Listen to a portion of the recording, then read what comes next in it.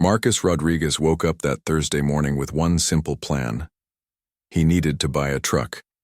His old pickup had finally given up after 20 years of hard work.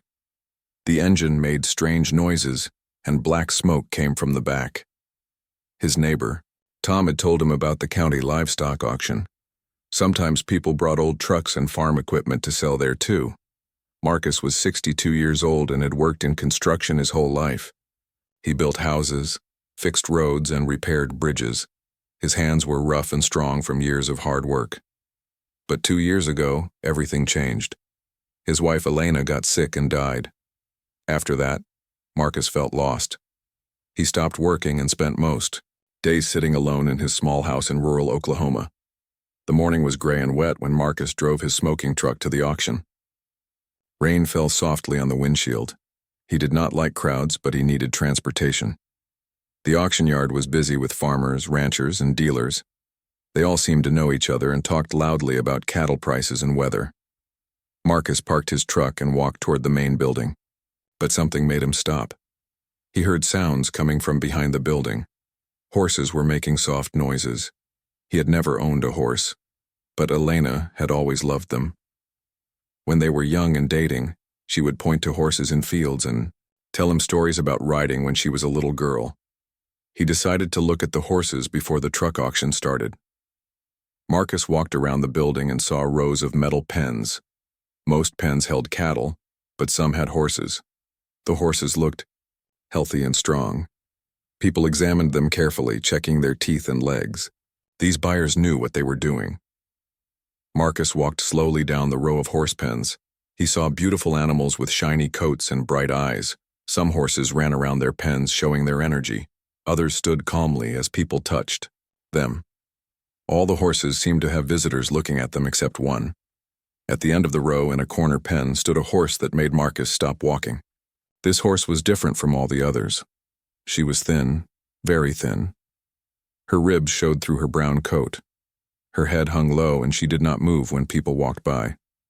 Her mane was tangled and dirty. She looked like she had given up on everything. Marcus had never felt so sad looking at an animal. The horse reminded him of himself after Elna died.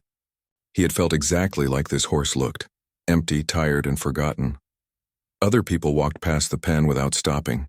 They shook their heads and kept moving to look at better horses. The horse had a number painted on her side in white paint. Number 47. Marcus read the information card attached to her pen. The card said she was 15 years old, and her name was not listed. It just said, Bay Mare, Lot 47. The previous owner had given her up because he lost his farm. The horse had been at the auction yard for 3 days. Marcus stood by the fence and watched the horse. She did not look at him or move at all. Her eyes looked empty and sad. He thought about Elena and how she had always been kind to animals. She would feed stray cats and rescue injured birds. Elena would have wanted to help this horse. A man in a cowboy hat walked up next to Marcus. The man looked at the horse and shook his head. "That one's headed for the meat buyers," he said to Marcus. "Too old and too far gone. Probably won't last. Much longer anyway." The man walked away to look at other horses. Marcus felt anger rise in his chest. He did not like hearing that someone would buy this horse just to kill her. The horse deserved better than that. Everyone deserved better than that. He thought about how people had helped him after Elena died. His neighbors brought food and checked on him. Maybe this horse needed someone to check on her too. The rain started falling harder. Marcus noticed that the horse's pen had no shelter. She just stood there getting wet, not even trying to find a dry spot. Water dripped from her tangled mane. Marcus wished he had an umbrella to hold over her. He decided to stay with the horse until the auction started. He did not know why, but he felt like she needed someone to keep her company. Other people continued to walk by and look at different horses. Some buyers brought notebooks and wrote down information about the horses they wanted to buy. A young woman with a clipboard stopped at the pen next to the sad horse. She worked for the auction company. Marcus asked her about Lot 47. The woman looked at her papers and frowned. "That one's been here too long," she said. "Owner couldn't pay to feed her anymore. She's not in good shape. Probably won't get many bids." She moved on to check other horses. Marcus kept thinking about what the cowboy had said about meat buyers. He could not stop imagining this gentle horse ending up in such a terrible place. The horse had done nothing wrong. She was just old and sad and needed help. Marcus knew exactly how that felt. The auction announcer called for everyone to come inside. The horse sale would start soon. Marcus took one more look at the thin horse standing in the rain. She finally raised her head a little and looked at him. For just a moment, their eyes met. Marcus saw something in those dark eyes that reminded him of Elena. Not the sick Elena from the end, but the young Elena who believed in helping others. Marcus made a decision that surprised even him. He was going to bid on this horse. He had no place to keep a horse, no knowledge about caring for horses, and very little money. But he could not walk away and let her go to the meat buyers. Elena would never forgive him if he did that. More importantly, he would never forgive himself. He followed the crowd into the auction building. The room was full of folding chairs facing a small arena. An auctioneer stood at a podium with a microphone. Buyers held numbered paddles for bidding. Marcus got a paddle with the number 96 on it. The auction started with cattle. Marcus watched and learned how the bidding worked. People raised their paddles when they wanted to buy an animal. The auctioneer talked very fast and pointed at bidders. When someone won, they wrote down information and paid later. Marcus waited nervously for lot 47. He did not know how much money he should bid. He had $800 in his checking account. That was supposed to last him 2 months. But looking at that sad horse had changed something inside him. For the first time in 2 years, he felt like he had a purpose. The cattle auction took 2 hours. Marcus sat in his folding chair and watched as healthy cows and bulls sold for hundreds or thousands of dollars. Buyers bid quickly and confidently. They knew what they wanted and how much to pay. Marcus felt out of place among these experienced ranchers and farmers. Finally, the auctioneer announced that the horse auction would begin. Marcus felt his heart beat faster. His hands were sweating as he held his bidding paddle.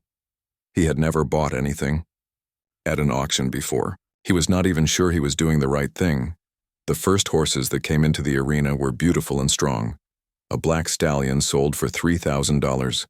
A young mare with white markings went for $1,500. The buyers bid against each other with serious faces. These horses were valuable and everyone knew it. Marcus watched the pattern. Good horses brought many bidders. People would raise their paddles quickly and the price would go up fast. The auctioneer would point to different bidders and call out higher and higher numbers until only one person was left. Then the hammer would come down with a loud bang, and the sale was final. As the auction continued, the horses got older and less perfect. A 20-year-old gelding sold for $400. A horse with a small injury went for $250. Marcus noticed that fewer people bid on these horses. Some buyers left the building as the quality went down. Then the auctioneer called for lot 47. Marcus sat up straight in his chair. 2 men led the thin bay mare into the arena. Under the bright lights, she looked even worse than she had outside. Her coat was dull and patchy. Her hooves were cracked and overgrown. She walked slowly and kept her head down. The mare stood in the center of the arena like she did not care what happened to her. She did not look at the crowd or move around like the other horses had done. She just stood there waiting. Marcus could see every rib through her thin coat. Her hip bones stuck out sharply. This horse was starving. The auctioneer looked at his papers and spoke into the microphone. Here we have lot 47, a 15-year-old bay mare. Previous owner surrendered due to financial hardship. She's been at the yard for 3 days. We'll start the bidding at $50. Marcus looked around the room. Most of the serious horse buyers had already left. Only about 20 people remained in their seats. Many of them were looking at their phones or talking quietly to each other. Nobody seemed interested in the sad mare standing in the arena. $50, the auctioneer called again. Do I hear $50 for this mare? Silence filled the room. Marcus gripped his paddle tighter. He wanted to bid, but something held him back. Maybe the other buyers knew something he did not know. Maybe this horse was too sick to save. Maybe he was making a terrible mistake. The auctioneer lowered the starting price. $40 then. Do I hear 40? A man in the back row raised his paddle slightly. Marcus turned to look at him. The man wore dirty clothes and had a rough face. He did not look like the other horse buyers who had been bidding earlier. Something about him made Marcus feel uncomfortable. $40, the auctioneer said, pointing to the man. Do I hear 50? No other paddles went up. Marcus felt panic rising in his chest. If nobody else bid, that rough-looking man would buy the horse for $40. Marcus remembered what the cowboy had said earlier about meat buyers. This might be one of those buyers. Going once at $40, the auctioneer announced. Marcus thought about Elena. She had always told him to follow his heart, even when his head said no. His heart was telling him to save this horse. His head was telling him he was crazy. He had no experience with horses, no place to keep one, and no money to spare. Going twice at $40. The mare shifted her weight slightly, but still did not raise her head. She looked defeated and hopeless. Marcus could not bear the thought of her ending up in a terrible place. Without thinking any more, he raised his paddle high in the air. $50, he called out loudly. The auctioneer pointed to Marcus. I have $50 from paddle 96. Do I hear 60? The rough man in the back looked annoyed. He raised his paddle again. 60, he called. Now Marcus was in a bidding war. His heart pounded as he raised his paddle again. $75. The room got quiet. A few people turned to look at Marcus with curious expressions. They probably wondered why anyone would bid so much for such a poor-looking horse. Marcus wondered the same thing, but he could not stop now. The man in the back bid $80. Marcus countered with $100. The man bid $125. Each time Marcus raised his paddle, he felt more determined. This horse needed someone to fight for her, and he was going to be that person. At $150, the rough man shook his head and sat back in his chair. He was done bidding. Marcus felt relief wash over him. Maybe he had saved the horse from a terrible fate, but the auctioneer was not finished. $150, do I hear 175? Another hand went up near the front of the room. A woman in a business suit was bidding now. Marcus did not know who she was or why she wanted the horse. Her clothes looked expensive, and she held her paddle with confidence. $175. From the lady in front, do I hear 200?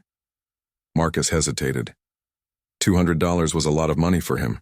That was his grocery money for a whole month. But he looked at the mare standing in the arena and knew he could not give up. He raised his paddle. 200 from 96, do I hear 225? The woman bid again. Then Marcus bid 250. The woman looked back at him with a frown.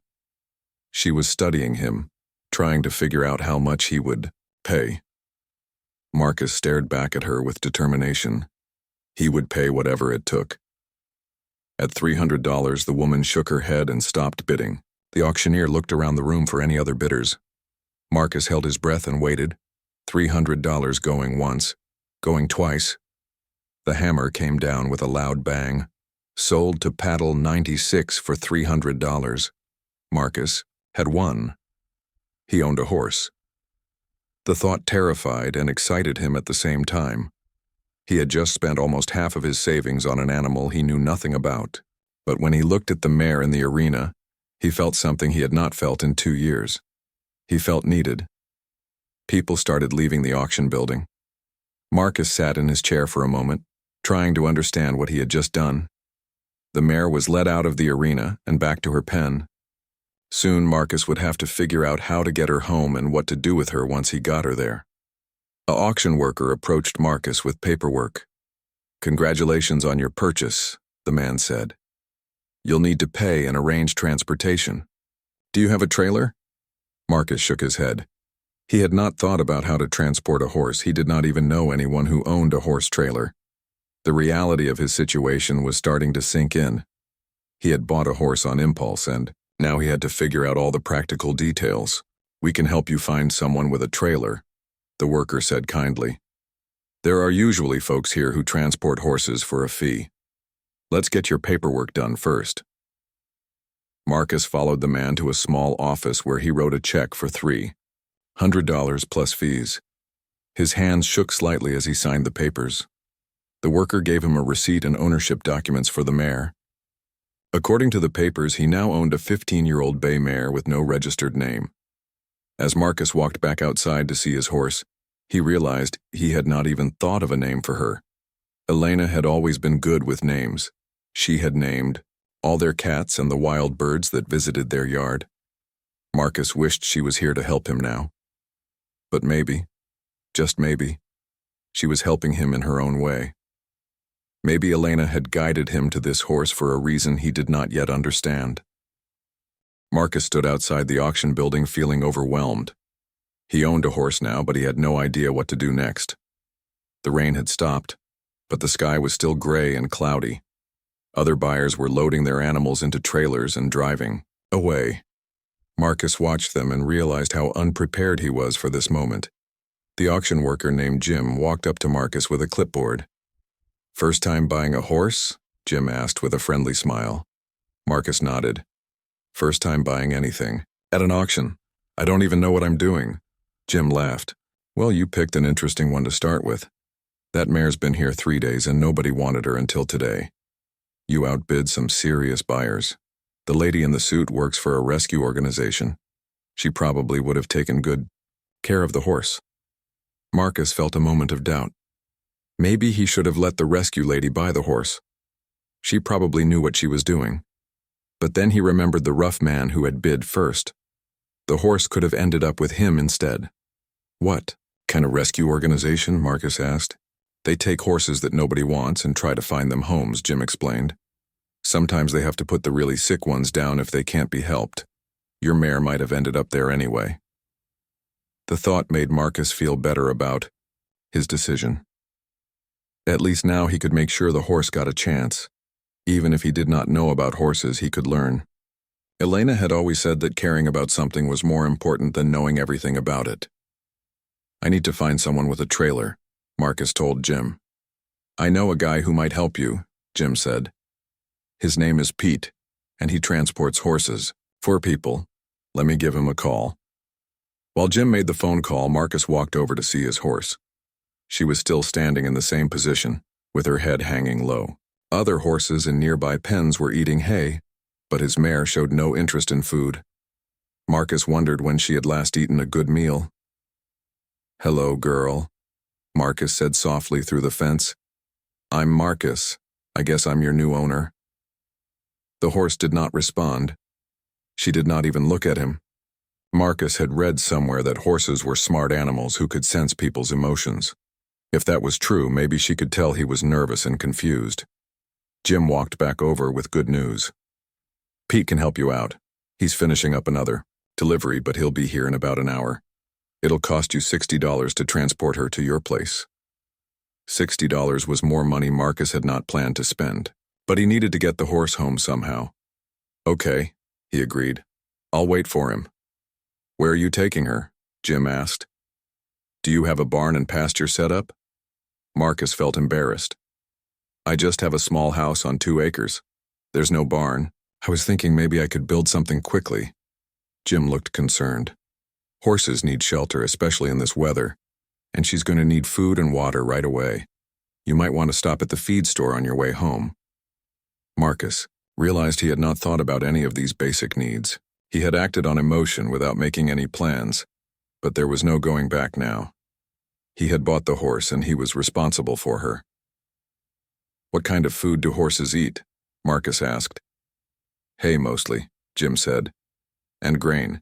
The feed store can help you figure out what she needs. But looking at her condition, you might want to call a veterinarian pretty soon. She's going to need medical attention."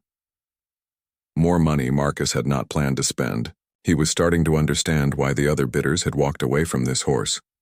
Taking care of her was going to be expensive and complicated. But when Marcus looked at her standing alone in the pen, he knew he could not change his mind. Jim helped Marcus make a list of things he would need right away: hay, grain, buckets for water and food, and some kind of temporary shelter. The list seemed very long and expensive. Marcus started doing math in his head and worrying about money.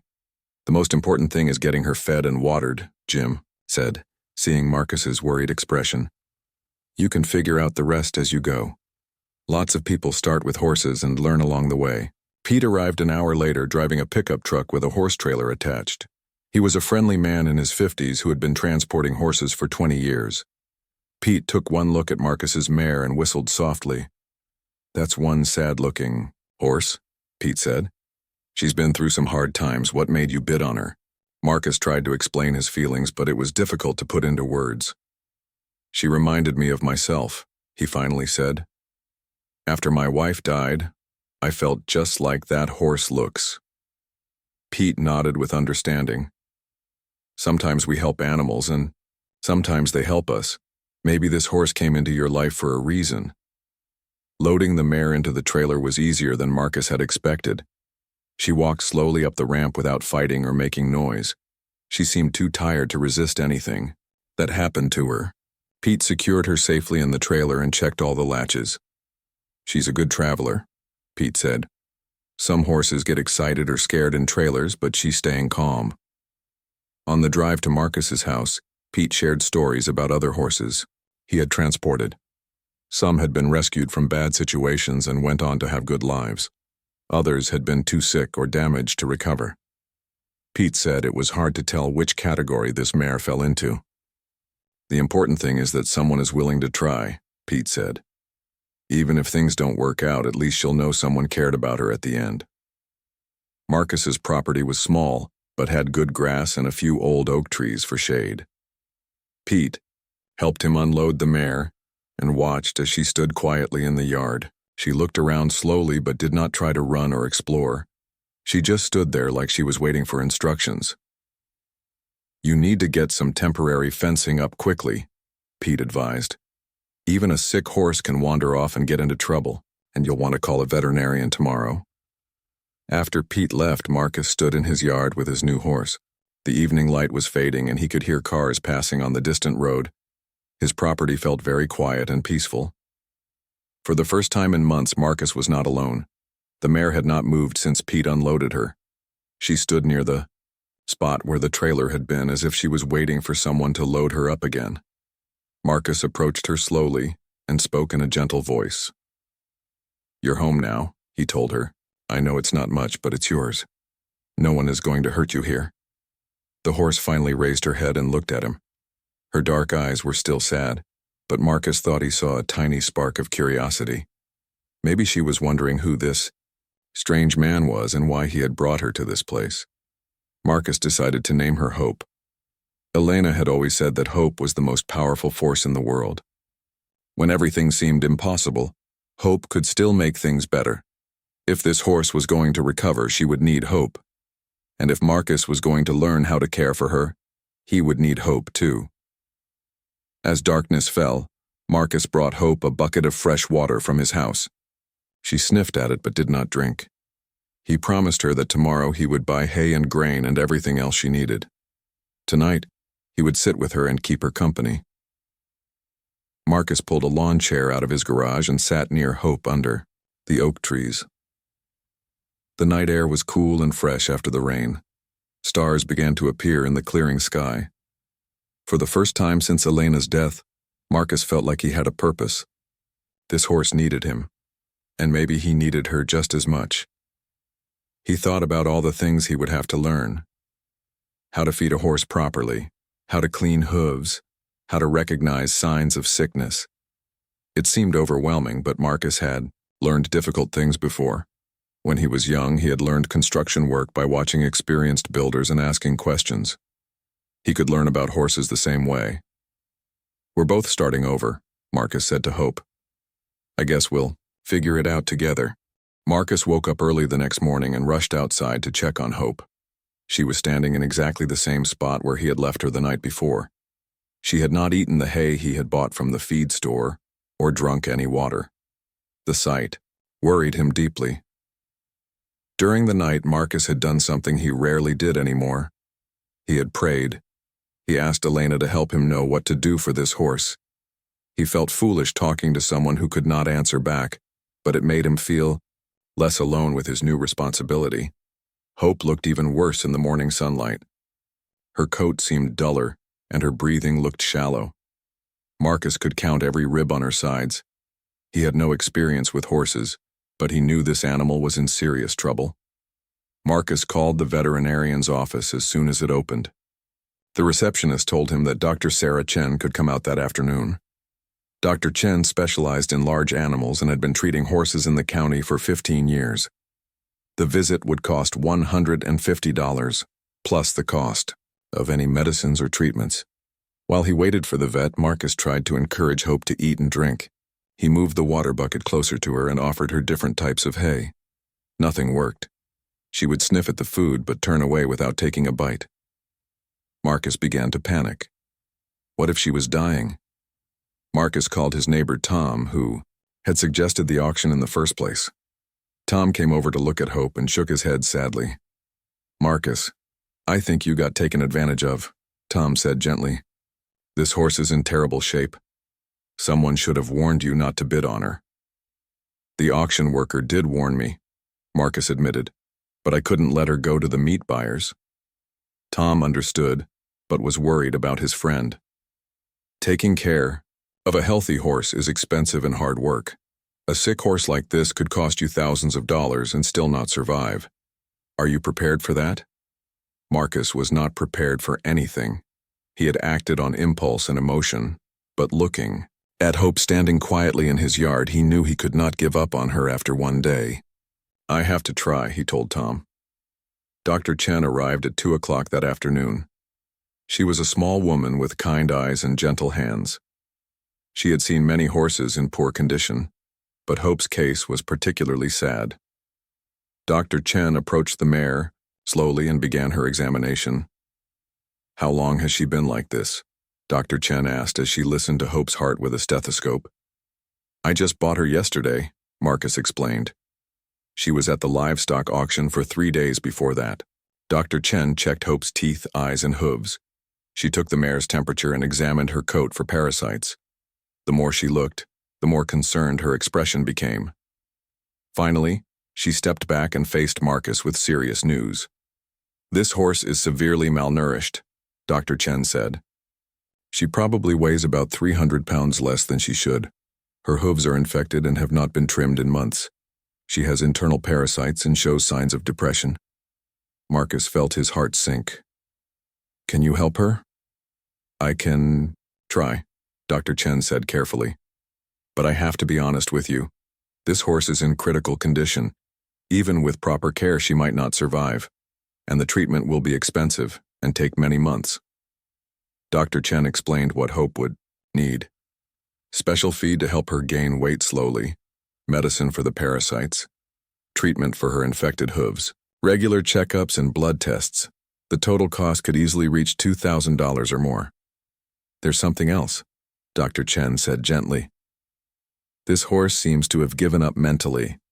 Animals can lose the will to live, just like people can. Physical treatment won't work if she doesn't want to get better." Marcus thought about his own dark period after Elena died. He had felt exactly like Dr. Chen was describing. He had stopped eating, stopped caring about himself, and wanted to give up on everything. Understanding flooded through him. "What can I do to help her want to live again?" Marcus asked. "Patience and kindness," Dr. Chen said. "Horses are social animals. They need to feel safe and cared for. Spend time with her every day. Talk to her. Let her know she's not alone anymore." Dr. Chen gave Hope injections for parasites and pain. She showed Marcus how to clean the infected hooves and apply medicine. She left special feed that would be easier for Hope to digest and instructions for feeding small amounts several times a day. "Call me if she gets worse," Dr. Chen said as she packed her equipment. "And Mr. Rodriguez, what you're doing is very kind. Even if things don't work out, this horse will know that someone cared about her." After the vet left, Marcus sat on his porch and looked at Hope. The mare had not moved during the entire examination. She stood with her head down, looking defeated. The afternoon sun made her thin body cast a long shadow on the grass. Marcus felt overwhelmed by everything Dr. Chen had told him. He had spent almost all his savings in 2 days, and Hope still might not survive.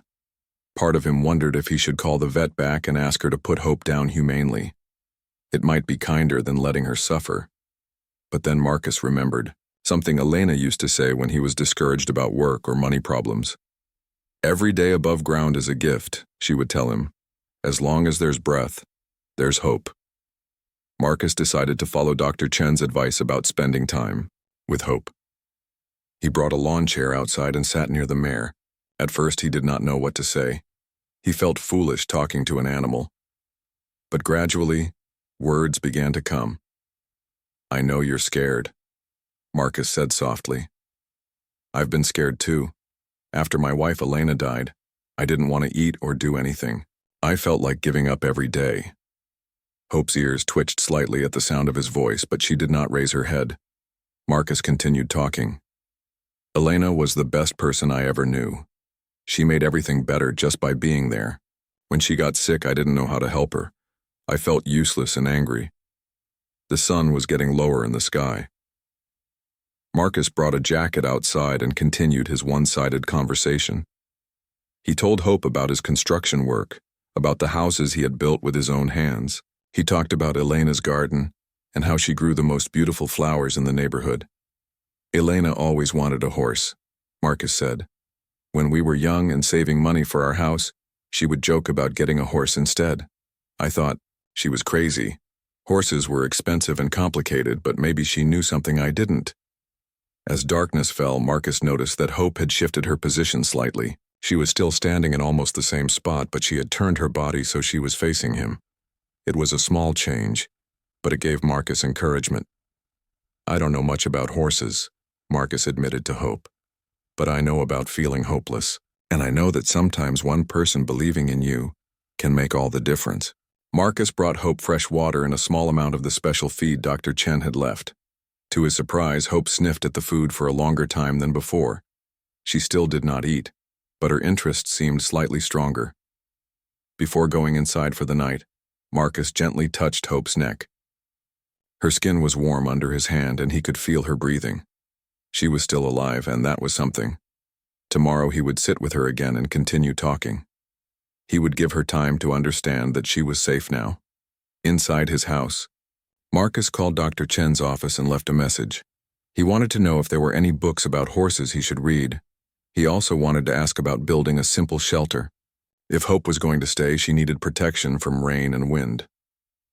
That night, Marcus set his alarm to wake up every few hours to check on Hope. Each time he looked outside, she was still standing in the same area.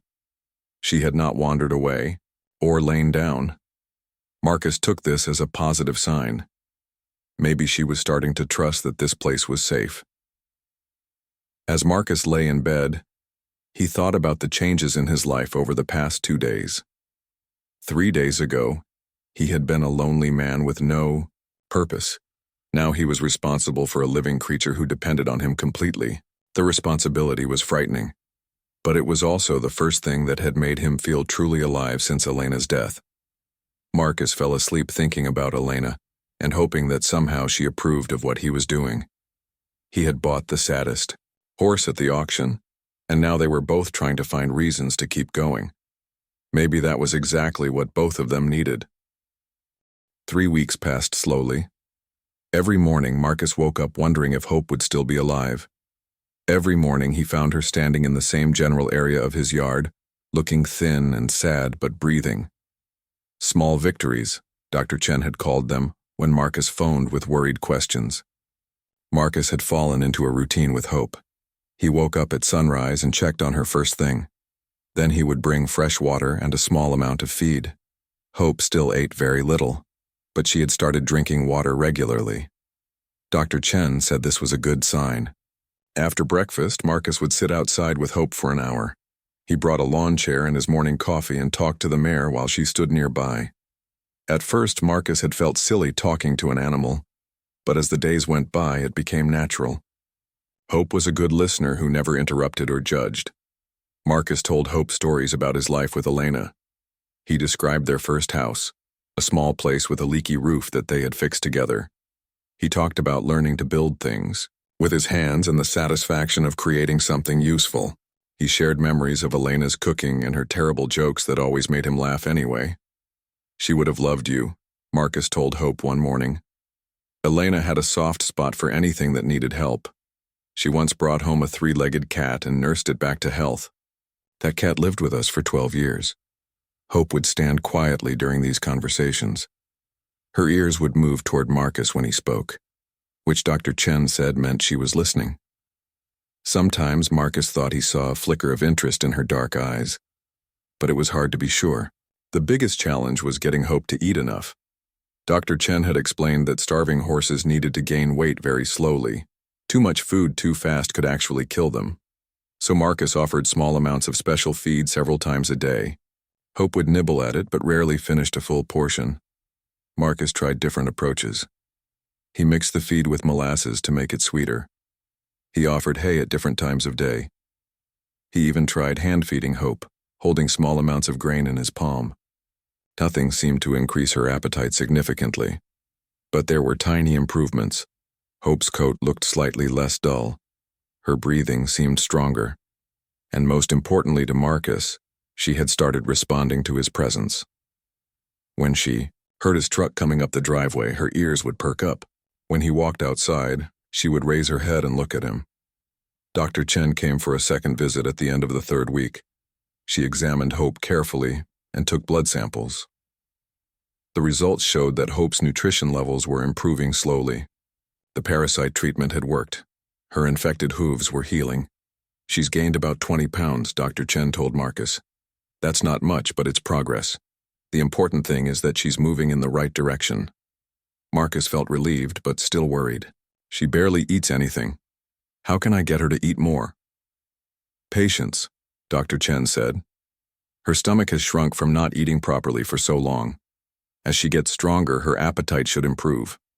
The fact that she's gained any weight at all is encouraging." Dr. Chen also noticed changes in Hope's behavior. "She's more alert than she was 3 weeks ago, and look how she's positioning herself near you. She's starting to see you as her person." That afternoon, something happened that gave Marcus real hope. He was sitting in his usual chair, telling Hope about a bridge he had helped build 20 years ago. Hope was standing about 10 feet away, in her normal spot. But as Marcus talked, Hope took several slow steps toward him. Marcus stopped talking and held very still. Hope walked closer until she was only 5 feet away. Then she stopped and looked at him directly. For the first time since he had bought her, Hope seemed to be really seeing him as an individual person. "Hello, girl," Marcus said softly. "Are you finally ready to be friends?" Hope did not come any closer, but she did not move away either. She stood there for several minutes just looking at Marcus. Then she lowered her head and took a small bite of grass. It was the first time Marcus had seen her eat anything voluntarily. Marcus felt tears in his eyes. Such a small thing, but it meant everything. Hope was starting to engage with the world again. She was beginning to trust that this place was safe and that Marcus was someone who cared about her. That evening, Marcus called his neighbor Tom to share the good news. Tom was happy to hear that. Hope was improving but still worried about the expenses. Marcus had spent over $1,000 on veterinary care, feed, and supplies. His savings account was almost empty. "I know you mean well," Tom said. "But you need to think about your own future too. What if you get sick and need money for yourself?" Marcus understood Tom's concerns, but he could not give up on Hope now. "She's starting to get better," Marcus explained. "I can see it in her eyes. She just needs more time." Tom offered to lend Marcus money if he needed it, but Marcus declined. He would find a way to manage. Maybe he could take on some small construction jobs to earn extra income. He had been retired for 2 years, but his skills were still good. As November arrived, the weather got colder. Marcus used his construction knowledge to build a simple 3-sided shelter for Hope. He used lumber from an old shed he tore down and covered it with metal roofing. The shelter was not fancy, but it would protect Hope from rain and wind. Hope seemed to understand that the shelter was for her. On the first rainy day after Marcus finished building it, she walked inside and stood there until the rain stopped. Marcus felt proud that he had created something useful for her. The daily routine continued. Marcus would sit with Hope every morning and evening, talking about whatever came to mind. He told her about his childhood, growing up poor, but loved by parents who worked hard to give him opportunities. He described learning his trade from an old carpenter who taught him that good work required patience and attention to detail.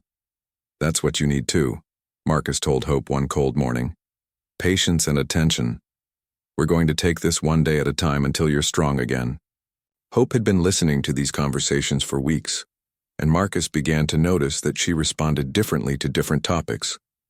When he talked about sad things, like Elena's illness, Hope would lower her head and stand very still. When he told funny stories about work mishaps, her ears would move forward, and sometimes she would shift her weight as if she was interested. The breakthrough Marcus had been hoping for came on a December morning when frost covered the grass. Marcus walked outside with Hope's morning feed and found her waiting by the gate to her shelter. She had never waited for him before. Usually she stood in the middle of the yard and let him come to her. "Good morning, Hope," Marcus said as he approached with the feed bucket. Hope took 2 steps toward him, then 2 more steps. Before Marcus realized what was happening, Hope had walked all the way to him and was gently nuzzling his shoulder with her nose. Marcus stood completely still, hardly breathing.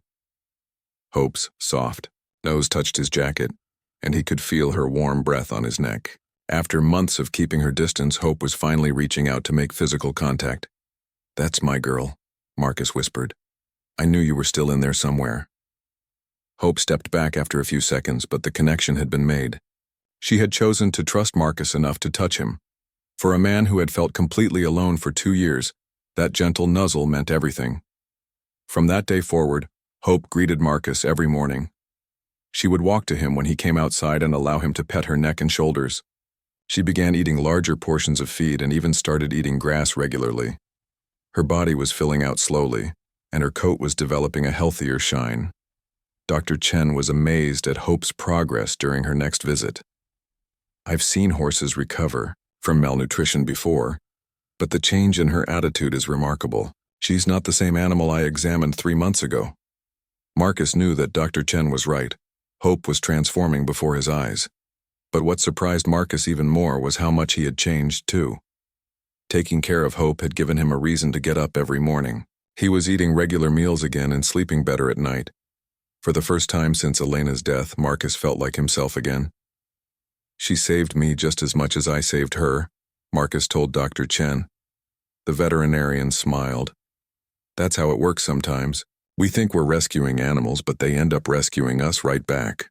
Spring came early that year, and with it came remarkable changes in both Hope and Marcus. The mare, who had once stood motionless in the auction yard, now greeted each morning with energy and curiosity. Her coat had grown thick and shiny, and she had gained over 100 pounds. But the most dramatic change was in her spirit. Hope had developed what Marcus could only describe as personality. She had opinions about things, and was not shy about expressing them. She preferred her morning feed to be served in the blue bucket rather than the red one. She liked to be petted on the left side of her neck but not the right, and she had become very protective of Marcus.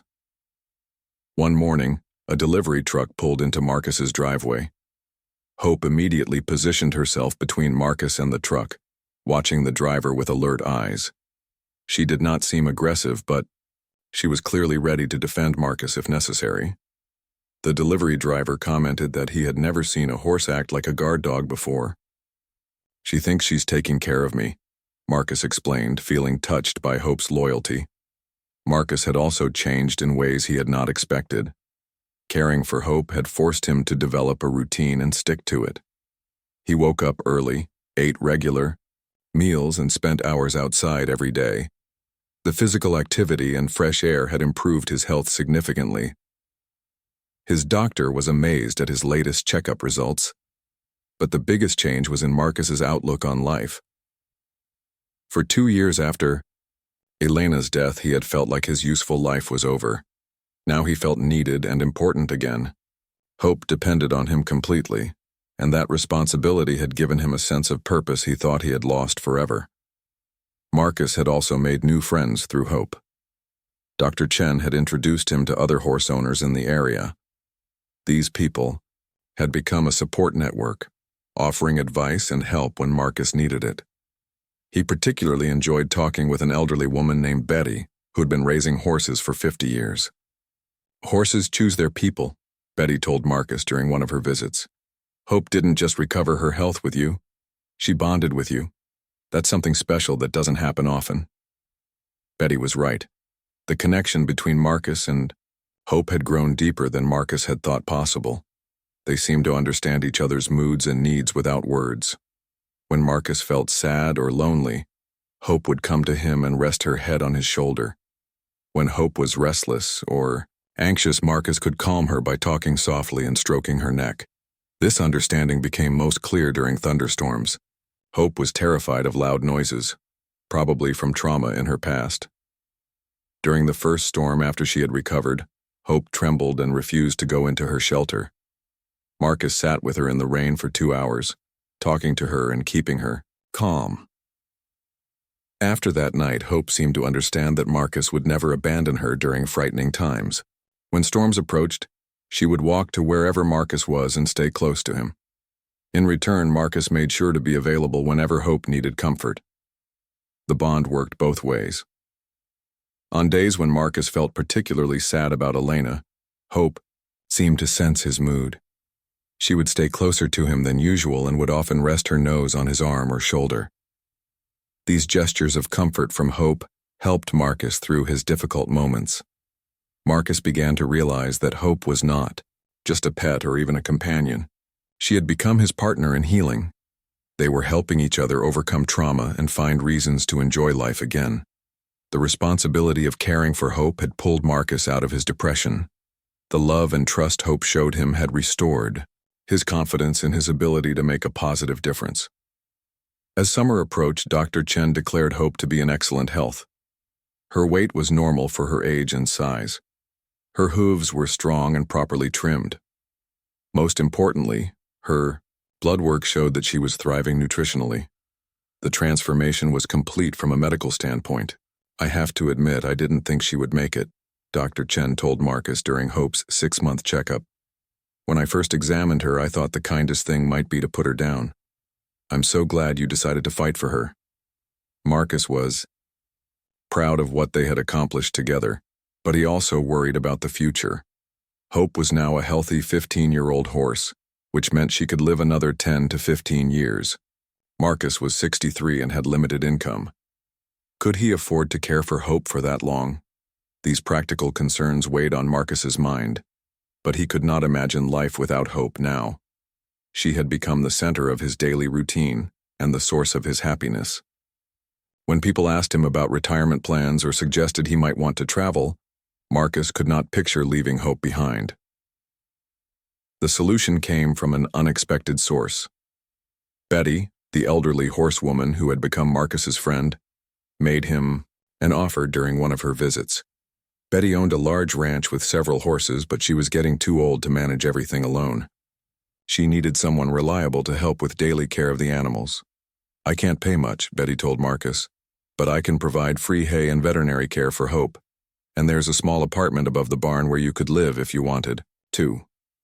The offer solved several problems at once. Marcus would have help caring for Hope and access to expert knowledge about horses.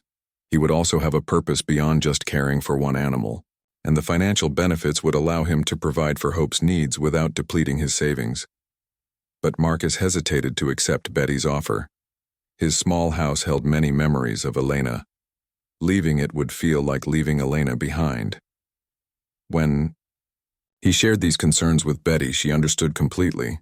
"You don't have to decide right away," Betty said, "but think about what Elena would want for you. Would she want you to stay alone in that house? Or would she want you to be around people and animals who make you happy?" Marcus knew the answer to that question. Elena had always encouraged him to embrace new experiences and not let fear hold him back. She would definitely want him to take the opportunity to expand his world and help more animals. That evening, Marcus sat with Hope and talked through his decision. He explained Betty's offer and his concerns about moving. Hope listened carefully, as she always did, with her ears turned toward him and her eyes focused on his face. "What do you think, girl?" Marcus asked. "Would you like to have some horse?" Friends to live with? Hope could not answer in words, but her behavior over the next few days seemed to indicate that she was open to changes. When Betty brought 2 of her horses for a visit, Hope showed interest in meeting them. She was cautious, at first, but gradually warmed up to the other animals. Marcus realized that Hope might actually benefit from living with other horses. She had been alone with him for months, which was not natural for a social animal like a horse. At Betty's ranch, Hope would have companions and more space to run and play. The decision became clear to Marcus during a conversation with Dr. Chen. The veterinarian pointed out that Marcus had given Hope something precious, the knowledge that she was loved and valued. That foundation of trust and security would go with Hope wherever she lived. "You've done something remarkable," Dr. Chen told Marcus. "You've shown that it's never too late for a fresh start. Hope knows she's safe now, and that confidence will stay with her forever." Marcus accepted Betty's offer with the condition that he could bring Hope with him and that they would not be separated. Betty was delighted to have both Marcus and Hope join her ranch family. She had seen the special bond between them and knew they belonged together. As Marcus prepared to move, he felt sad about leaving his house but excited about the future. He was entering a new chapter of his life, one that included hope and new friends and meaningful work. Elena would be proud of how far he had come from the lonely, depressed man he had been a year ago. The night before the move, Marcus sat with Hope under the oak trees where they had spent so many hours together.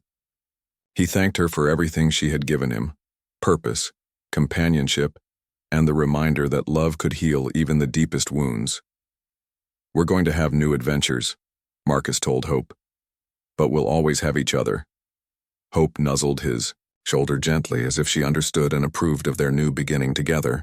Marcus and Hope had been living at Betty's ranch for 8 months when Dr. Chen made a discovery that nobody could have predicted.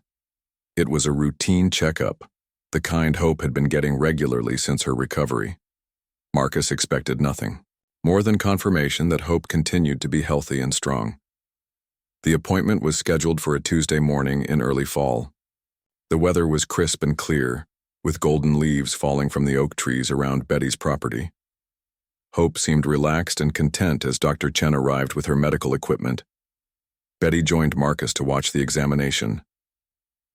At 82 years old, she had seen thousands of horse checkups, but she enjoyed staying involved with the care of all the animals on her ranch. Hope had become one of Betty's favorites because of her gentle nature and obvious intelligence. Dr. Chen began with Hope's usual routine checks. She listened to the mare's heart and lungs, examined her eyes and teeth, and felt along her legs for any signs of injury or swelling. Everything seemed normal until Dr. Chen placed her hands on Hope's belly for the abdominal examination. Dr. Chen's expression changed immediately. She moved her hands to different positions on Hope's sides and pressed gently in several areas. Then she stepped back with a puzzled look on her face. "That's interesting," Dr. Chen said quietly. "What's interesting?" Marcus asked, feeling a familiar worry rise in his chest. After everything Hope had been through, he still feared that something might go wrong with her health. "I think I feel something unusual," Dr. Chen explained. "Let me get my ultrasound equipment from the truck." Marcus and Betty exchanged concerned glances while Dr. Chen retrieved her portable ultrasound machine.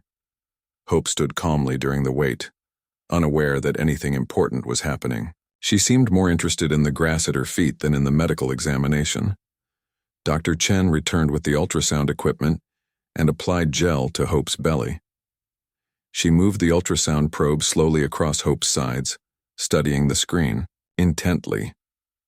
After several minutes of careful examination, Dr. Chen's eyes widened with surprise. "This is impossible," Dr. Chen whispered. "What's impossible?" Betty asked, moving closer to see the ultrasound screen. "Hope is pregnant," Dr. Chen announced, her voice filled with amazement. Marcus felt like the world had stopped spinning. "Pregnant? How is that possible?" Dr. Chen continued to study the ultrasound images, taking measurements and checking different angles. "She's definitely pregnant, about 6 months along, based on the size of the foal." Betty's mouth fell open in shock. "That mare is 16 years old and was practically starving a year ago.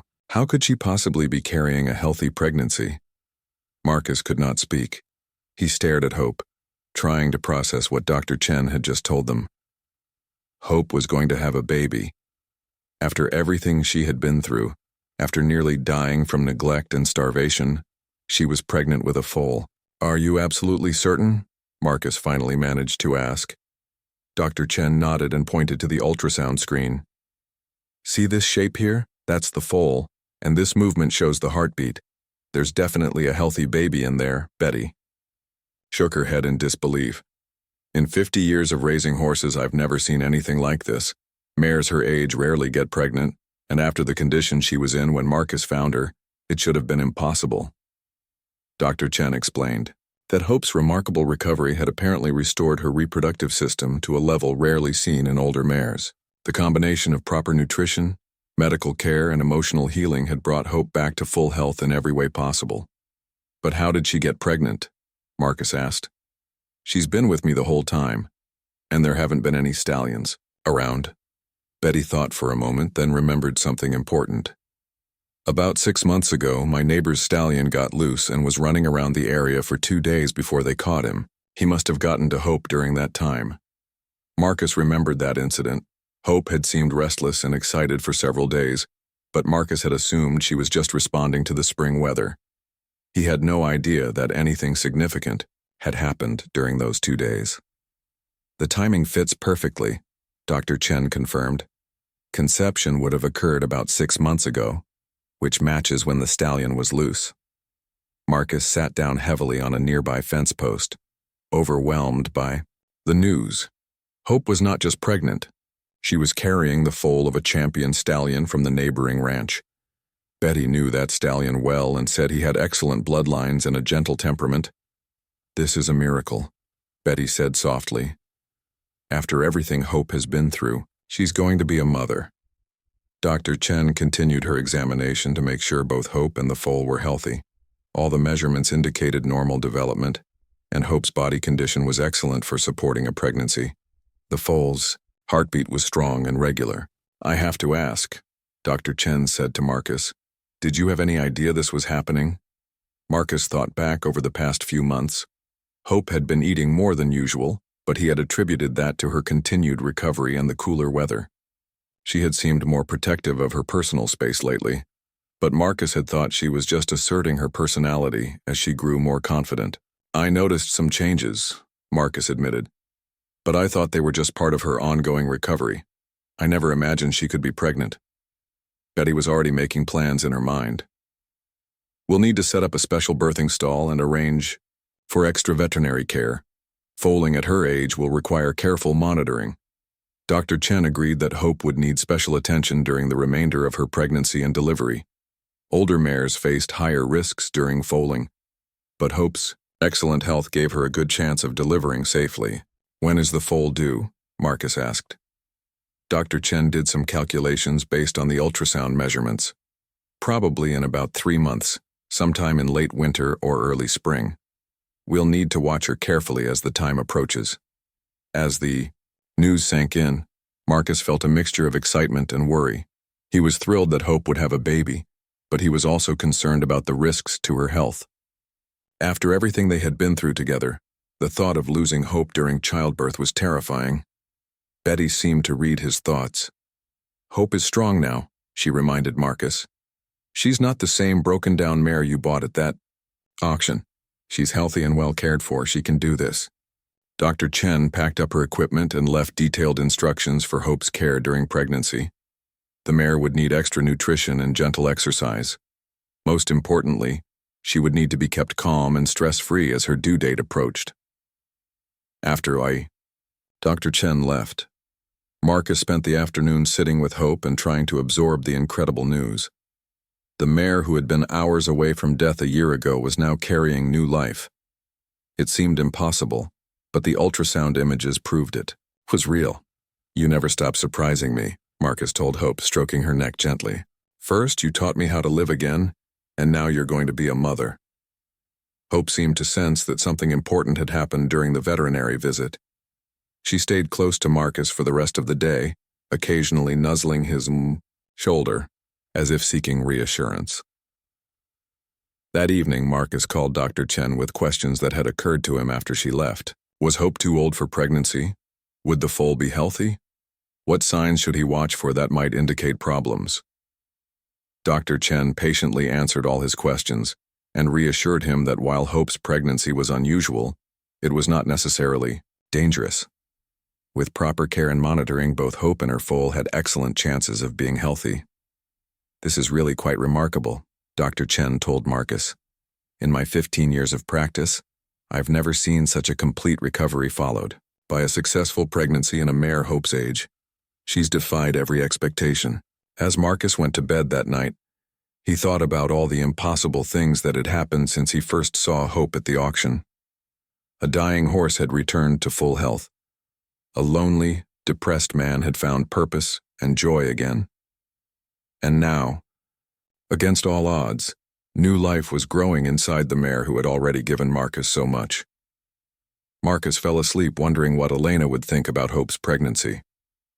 He was certain she would be excited about the coming foal and proud of how far both Marcus and Hope had come.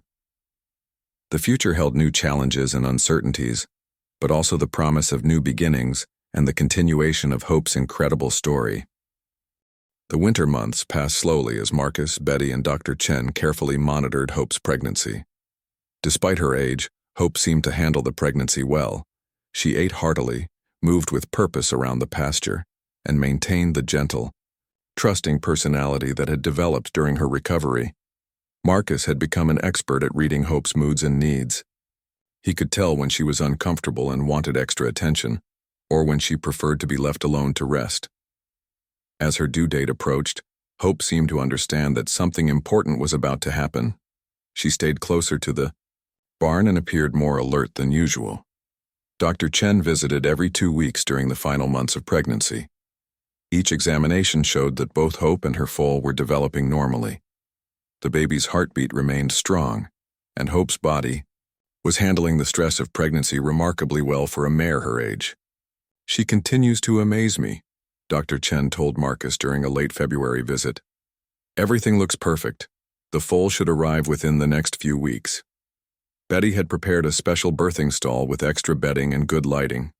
She had assisted with dozens of births over the years and felt confident about helping Hope when the time came. But she also arranged for Dr. Chen to be on call in case any complications arose. Marcus found it difficult to sleep as Hope's due date approached. He checked on her several times each night, looking for signs that labor might be starting.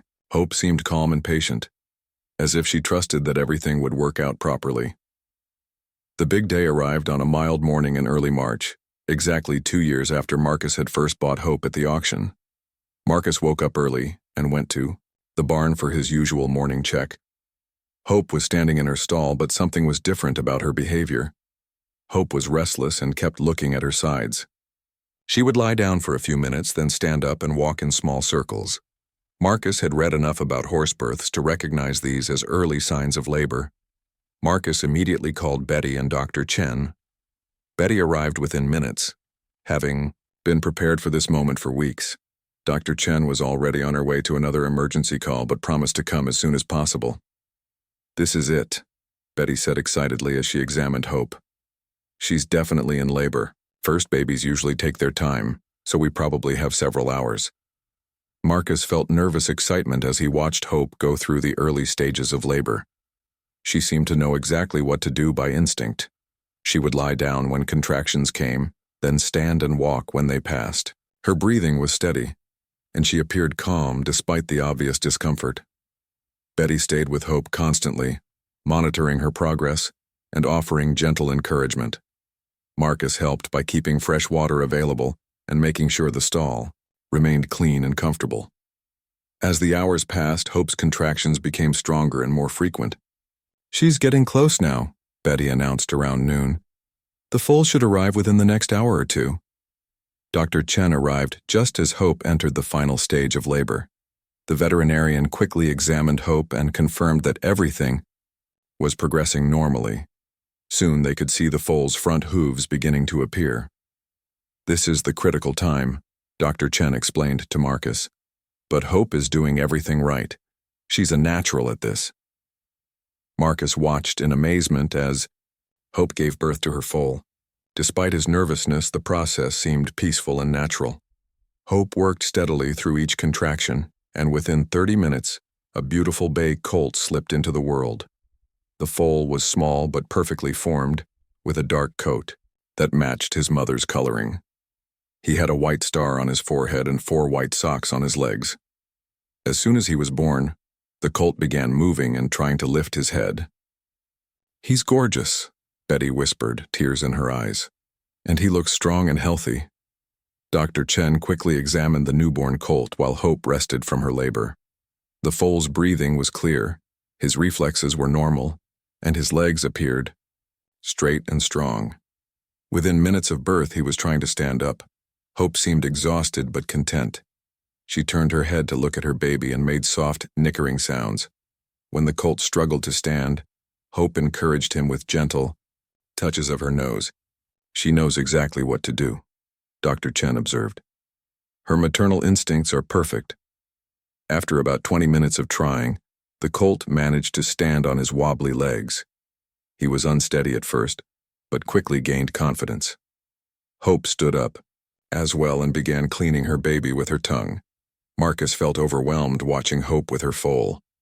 The mare who had been so broken and hopeless 2 years ago was now a devoted mother, caring for her baby with natural grace and love. The transformation was complete and miraculous. "What will you name him?" Betty asked Marcus. Marcus had been thinking about names for weeks. He wanted something that reflected Hope's incredible journey and the new beginning that this foal represented. As he watched the colt take his first tentative steps, the perfect name came to him. "Tomorrow," Marcus said. "His name is Tomorrow." Betty smiled at the choice. "That's perfect. Hope and Tomorrow, the past and the future together." Dr. Chen completed her examination of both mother and baby. Hope was recovering well from the birth, and Tomorrow appeared to be a healthy, normal foal. The veterinarian said she had rarely seen such a smooth delivery from an older mare. "This really is remarkable," Dr. Chen told Marcus as she packed her equipment. 2 years ago, Hope was dying. Today, she's a mother. It's one of the most incredible recoveries I've ever witnessed. Within a few hours, Tomorrow was nursing successfully and walking around the stall with increasing confidence. Hope watched his every move with protective attention, nickering softly whenever he wandered too far from her side. Marcus spent the rest of the day sitting outside Hope's stall, watching the new family and reflecting on everything that had led to this moment. 2 years ago, he had been a lonely, grieving man who bought a dying horse on impulse. Today, he was witnessing the birth of new life and the continuation of an incredible story of recovery and hope. The story of Marcus's impulsive decision at the county auction had become well known in the local community. People came from surrounding counties to see Hope and hear about her remarkable transformation. When news of Tomorrow's birth spread, even more visitors arrived to witness what many called a miracle. A reporter from the local newspaper wrote a feature story about Hope and Tomorrow, calling them symbols of the power of compassion and second chances. The article was picked up by other newspapers and eventually reached people across the country who were inspired by Hope's story. But for Marcus, the most important audience was much smaller. As he sat with Hope and Tomorrow in their stall, he felt Elena's presence more strongly than he had since her death. He was certain that she was watching and approving of everything that had happened. "You would love them," Marcus whispered, speaking to Elena, as he often did when he was alone with Hope. "You always said that love could heal anything." "You were right." Hope seemed to understand the significance of the moment. After nursing Tomorrow and making sure he was settled safely in the clean straw, she walked over to Marcus and rested her head on his shoulder. It was the same gesture of comfort she had offered him many times during his darkest days. Tomorrow, curious about this human who spent so much time with his mother, approached Marcus cautiously. The foal sniffed Marcus's hand and allowed himself to be gently petted. In that moment, Marcus felt the beginning of a new bond forming. As the sun set on Tomorrow's first day of life, Marcus realized that his journey with Hope was far from over. They had given each other the gift of healing, and now they had Tomorrow to love and raise together. The foal represented everything that Hope's story had taught Marcus, that it was never too late for new beginnings, that love could overcome the greatest obstacles, and that sometimes the most broken things could become the most beautiful. The man who had bought the saddest horse at the auction had discovered that she was capable of the impossible. Hope had not only survived and thrived, but she had brought new life into the world. More importantly, she had taught Marcus that his own life was far from over. Together, they had found their way back to joy, purpose, and hope for the future. Marcus named the colt Tomorrow because that's what Hope had given him.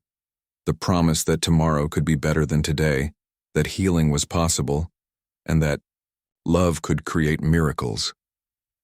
As he watched Hope nuzzle her sleeping foal, Marcus knew that Elena would be proud of the man he had become and the life he had built with the horse who had saved him just as much as he had saved her.